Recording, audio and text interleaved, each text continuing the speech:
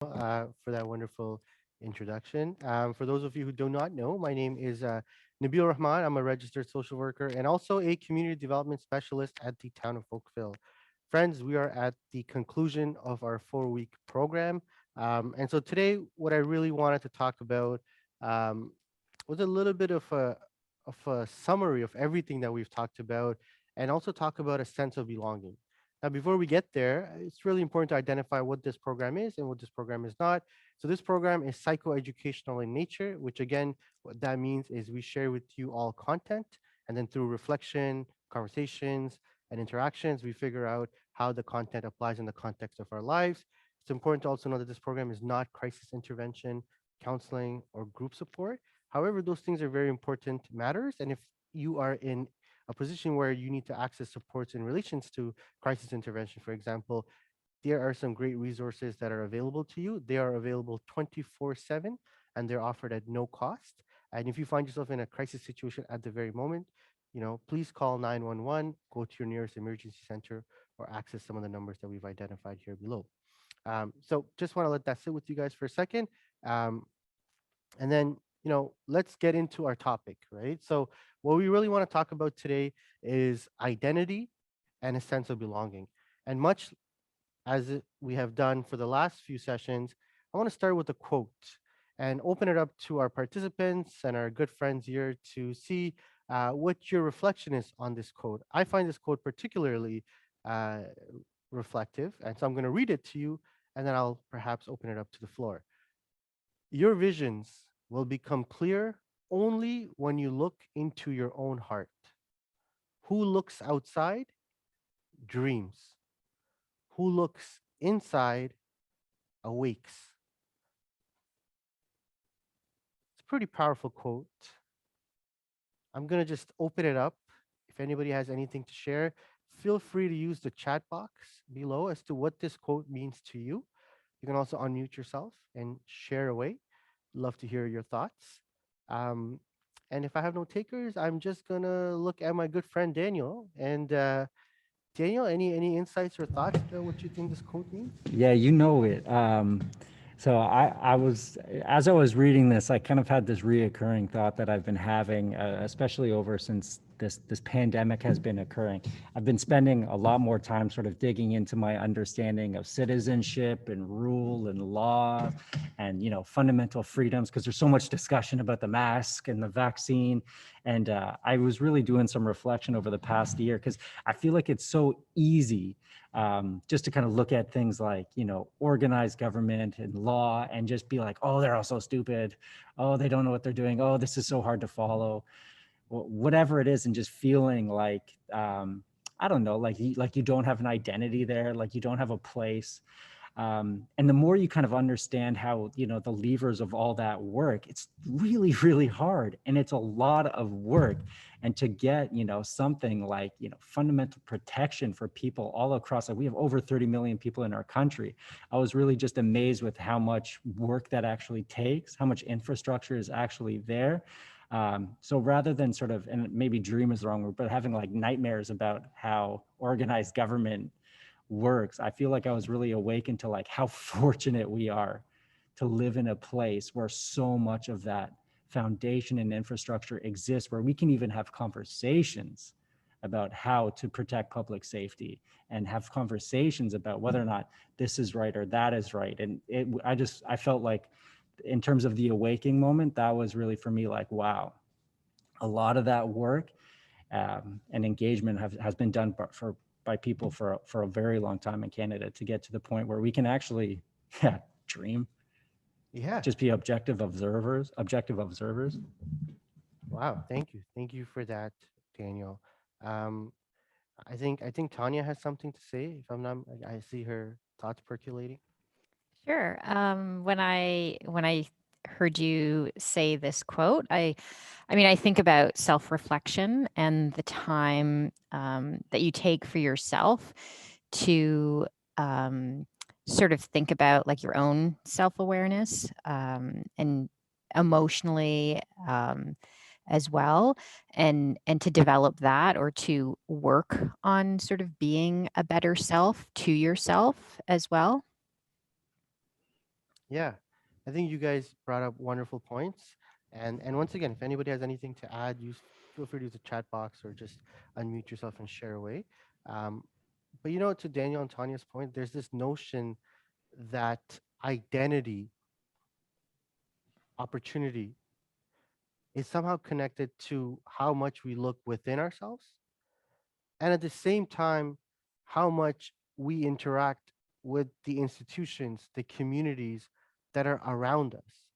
So it's this inevitable intermingling of our own sense of identity and the sense of belonging to something, right? Like we as human beings choose to live in society, right? Society of various sizes, society of various different values and norms. So along with that societal expectations comes a sense of belonging, and we're going to talk about what that means. But at the same time, through this quote, it is empowering to know that true understanding of oneself, self awareness, which was the topic of our first week of conversation, true identity comes not when we look externally beyond ourselves, but when we look within ourselves. The power to exist, the power to be, the power to know who you are is what is within you. And the world is a big place, and there are so many things happening at any given moment that it's so empowering to know that the stability of knowing yourself is not related to the external world. It is definitely impacted by it, but it's the insight that matters. We awaken when we listen to our internal processes, our internal thought mechanisms, our feelings, our emotional stability, some of our behaviors, how we understand them. So there's this interconnectedness that we're going to explore today about what is our identity and how does that contribute to a sense of belonging. So one of the things that a sense of belonging provides us with is safety. You know, think of us when we were teenagers and we might have been in an institution, in a school, and we wanted nothing more than just to belong to something, right? There's all these categories of young people, right? There's the people who are the athletics individuals, there's individuals who are into their studies, there are individuals who are into other types of extracurriculars. We all wanted to affiliate and associate ourselves with something because through association comes safety, and through safety our identities are protected. We define ourselves sometimes with what others around us are doing. So we need to belong to feel safe, but also to know who we are, right? Like, what are the interests of my friends? Is that my interest, right? Like, so sometimes there's a collective identity that a belonging provides us with. It also provides us with associations, right? Provides us with things that we can say we have, we can hold on to. Sometimes you look around neighborhoods, there's neighborhood associations, right? It's this collection of individuals who live, who the thing they have in common is that they live within a geographical region and they belong to something. There's an association there, there's a connectedness there. And finally, sense of belonging comes with a level of acceptance, that you're accepted by your peers, that you're accepted by the institutions around you, right? So sense of belonging is a very strong player in the well-being of our lives.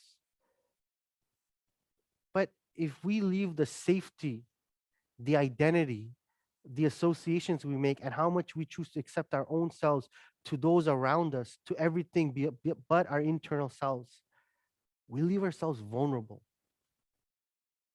And so, we can all see this dance that we have with ourselves, right? Where how much of my identity do I want to almost amalgamate with the community around me, and how much of my identity do I want to hold on to? How much do I want to integrate versus how much do I want to assimilate? And so our belonging can provide us with fantastic resources, a great sense of safety, but it can also take away from our own identity. So unless we are firm and confident in who it is that we are susceptible to the influences of society, not always in the most positive way sometimes. And so that's what we want to explore today. We're going to get to the positive influence of society, how we interact with society.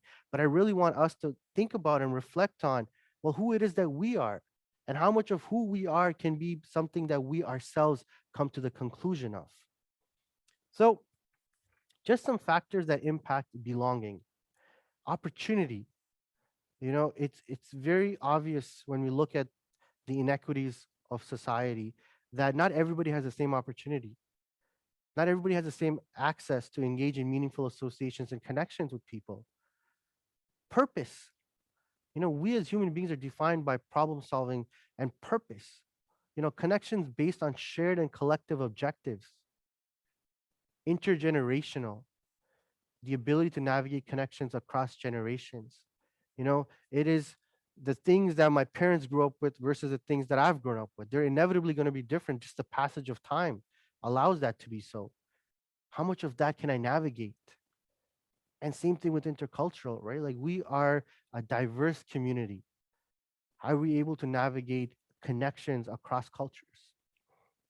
Behavior, engaging in behavior that validate our connections.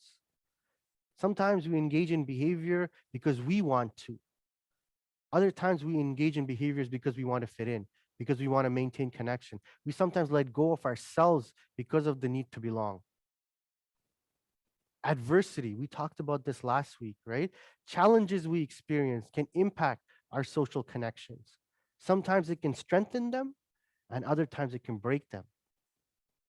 And finally, what we're going to talk about is self-awareness, is understanding of our own strengths, our own anxieties, and our responsibilities can determine the level of belonging we want to feel within a community. So I want to spend a little bit of time exploring just what our own awareness of self is. And for those of you who are new, just a quick summary. When we are talking about self-awareness, we're talking about two types of self-awareness. The first type of self-awareness is objective, and it relates to the expectations that you yourself have of what you want to be in life. However, those expectations often come from societal expectations, parental expectations, institutional expectations, spousal expectations. So these are expectations of the society that are sometimes being imposed upon the individual. And so it's objective in nature. The subjective understanding of self-awareness is how do we understand our own internal processes of what our thoughts are, what our beliefs are, what our emotions are, and what behaviors do we participate in, and how do those things interact with the external world. So when we talk about belonging and we talk about self-awareness, I want to highlight two things. The first thing I want to highlight is our strength. And again, this goes back to the conversation that we had in our last session. If we want to be aware of ourselves, if we want to define ourselves to figure out where it is we belong in the community in which we live, we need to know what our strengths are. So these are some of my strengths that I've identified. I'm good at being creative, cooking meals from all parts of the world. I'm a big foodie, dancing like no one's watching me, or sometimes even if someone's watching me, playing basketball and soccer, data analysis and developing frameworks for community engagement. That's an exciting one. And making my wife laugh. These are some things that I've just identified that I'm really good at. And you know what? I need to know this about myself in order for me to identify where I fit in into the communities in which I live.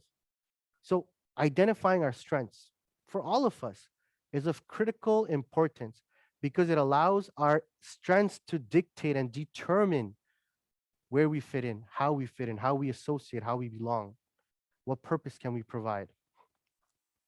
But equally as important, and I want to spend a little bit of time identifying this, is looking at our anxiety. So part of our awareness of self is to know what we're good at. And part of our awareness is also to know, like, what is our anxieties? Some of our worries potentially, right? And so there's a really good book. It's called Finding Serenity in the Age of Anxiety. I think it's by Robert Gerzon. And he breaks down anxiety into three categories: into normal anxiety, toxic anxiety, and sacred anxiety. And what he goes on to share is the idea that, and this is really interesting, at least I found so, is that he equates anxiety that we experience in life to the dawn of our consciousness. From the moment we became conscious of our existence, we were anxious about something. Our anxieties, our bodily reactions, our thought processes, our emotional state to what we consider to be a threat around us. Anxiety is about self preservation, and anxiety is a body mind experience. And so, if we are to be conscious, then inevitably we are to be anxious. But some of our experiences with anxiety, you might say that why would I ever want to put myself in a state of anxiety when my experiences of anxiety have been so negative? And so, he identifies the three different types of anxiety and which one of them are positive and contributory to our sense of self, and which one of them can be something that takes away from it. So, normal anxiety, he identifies as our natural instincts, right? If there's a lion chasing after you, you're going to run. That's a normal anxiety. If you experience anxiety when a lion chases you, congratulations, your anxiety is working perfectly fine. So it's having anxieties about realistic threats. That's a normal anxiety. There's no getting rid of that anxiety that we have in our life. We need that for self-preservation. But then there's something called toxic anxiety, which is the fear of fear itself. If I'm afraid that a lion is going to chase me at any given moment, then I'm always going to be anxious and fearful of a lion chasing me, even if a lion hasn't chased me in 10 years, even if a lion has never chased me. You can see how a natural anxiety of a lion can become toxic if the fear is perpetually there in my mind. So it's the fear of fear itself. And oftentimes, we might start responding to that anxiety by saying, I'm never leaving my house. This is where I feel safe. This becomes a protective behavior for me, what we call a maladaptive behavior. So oftentimes, toxic anxiety develops when we develop an unhealthy response to what would otherwise be a normal anxiety. And it's oftentimes demonstrated by excessive worries, and it can begin to turn inwards. So what started off as a fear of lions, for example, can begin to feel somehow inadequate about who it is that I am as an individual. This anxiety, because of the response, which was natural in the beginning, but because of the responses perhaps we provided for it, can begin to turn inwards and cause self-doubt, self-esteem issues. And oftentimes, this is the anxiety that sticks most in our minds. This is the experience we can, recollect with our anxieties. But it's really interesting. There's another process of anxiety that he mentioned in his book, and that is sacred anxiety, the process of self-actualization.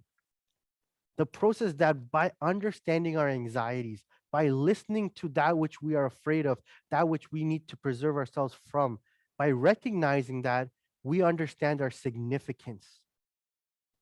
And there's this great connection that he makes where he talks about sacred anxiety and he compares it to our ego. Our ego, we all have it. Sometimes we have inflated egos. Other times, we can use a boost to our ego. But the whole purpose of having ego is also self-preservation. It's to validate oneself. And so sacred anxiety is the process that through reflection, we understand our place in this universe. That we understand that through our anxieties, we can find our purpose. That through anxieties, we actually situate our ego exactly where it needs to be so that we're not afraid of our anxieties. We welcome the anxiety and we grow from the anxiety. It sounds really simple, doesn't it? It's definitely harder said than done, but that's why it's sacred. We go through the process of normal and toxic anxiety, and our responses to those anxieties lead us to this actualization of oneself, of placing our ego in the right situation. And you can begin to see how when we place our ego where it needs to be, that our sense of connection to the community can be so much more. Because we know what we need from the community, what we need to belong, and we also know what we need to give to the community. We need to know that I cannot take all of my identity through the people around me, and I cannot give everybody around me all of me. It's finding that balance. It's finding your capacity. So this is really important because all of us engage in some levels of anxiety that are normal, that are toxic, and that are sacred. So one of the activities that I really wanted to highlight that we should consider doing is what's called anxiety management. And really looking at what are we anxious about? So I just gave some examples here, and there's tons of examples, and maybe I can call upon my friends here to see if there's some anxieties that they would like sharing if they're comfortable, right? But I can be anxious about my child achieving academic success. I can be anxious about interacting with my manager. I can be anxious about communicating with my partner for fear of their anger, sharing my feelings with my friends because they might not longer want to stay friends with me, my financial situation because of my reduced hours at work. Sometimes I'm anxious of making a left turn at a busy traffic light. Other times I'm anxious because the COVID-19 and the constant fear of community transmission. These are some of the anxieties that we might have. And again, if Daniel, Tanya, anybody else that's on here, if you want to use the chat feature, if you want to share, feel free. We're going to have a moment where we're going to stop recording and we can take some of those questions if you guys wanted to share at that point. But I don't know, Daniel, Tanya, if you have any insights as to, or if you'd like to share an anxiety that you might have. Daniel? Sure. So I know, so obviously, Nabeel, you and I have a relationship through work, but I've told you before, like my anxiety is largely around claustrophobia, escapism. And I know that, I've shared that I recently became a father. And those are two very battling anxieties because I no longer have the ability to escape, right? There's now my responsibility to a child is so much higher than my sort of, anxiety to not be stuck in a situation. So when it comes to like that anxiety management, I certainly find myself organizing in a way that I think it's been advantageous because I allow my focus to be more on the child on another than internally within myself, right? Because I enjoy the belonging and identity of parenting far more than I enjoy my identity as being a very anxious man.